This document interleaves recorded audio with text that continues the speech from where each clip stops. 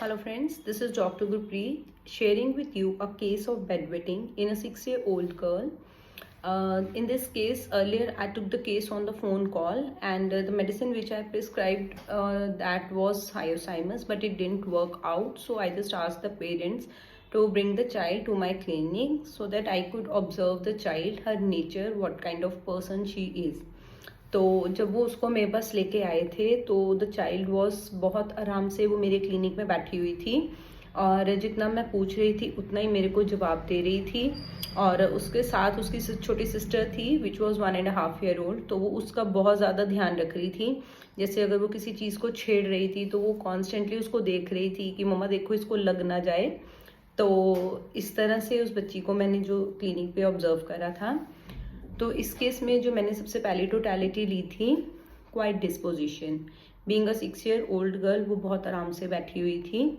Second was yielding disposition, जो मैंने उसके मदर से पूछा था कि ये कहना वगैरह कितना मानती है, अगर आप इसे किसी चीज़ के लिए मना करते हैं तो क्या ये सुन लेती है। तो उसके मदर ने कहा हाँ, ये कोई जिद नहीं करती किसी भी तरह की, बहुत एडजस्टिंग है, हर तरह से एडजस्ट कर जाती है। तो उसके लिए मैंने रूब्रिक सेलेक्ट करा था यील्डिंग डिस्पोजिशन। नेक्स्ट जो रूब्रिक इसमें था, मैंने कहा इसमें किसी तरह का डर बच्ची में, तो उन्होंने कहा हाँ इसको भूत से डर लगता है, फियर घोस्ट ऑफ।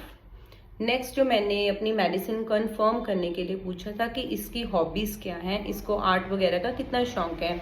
तो द मदर सेड कि हाँ इसको आर्ट करना बहुत ज़्यादा पसंद है, इसके पास इसको हर बार हर ओकेजन पे सिर्फ कलर्स ही चाहिए होते हैं as a gift, and she has different varieties of colour, और इसकी आर्ट बहुत अच्छी है।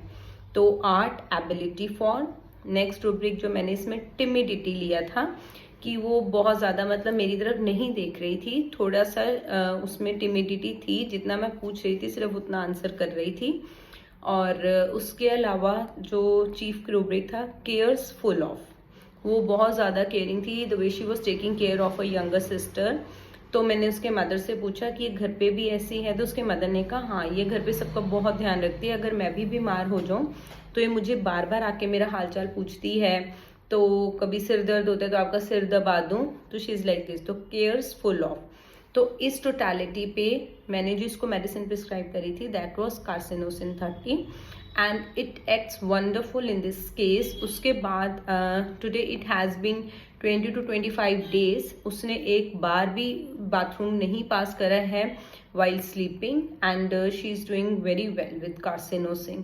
So this is the importance of observation in each and every case कि फ़ोन पे हम बच्चे को ऑब्जर्व नहीं कर सकते, जो पेरेंट्स डिस्क्राइब करते हैं हम सिर्फ उसी बेसिस पे मेडिसिन देते हैं, बट विथ ऑब्जर्वेशन हम जो पॉइंट्स नोटिस कर सकते हैं कि बच्चा हमसे किस तरह से बात कर रहा है, तो वो चीज़ें बहुत मैटर कर जाती हैं।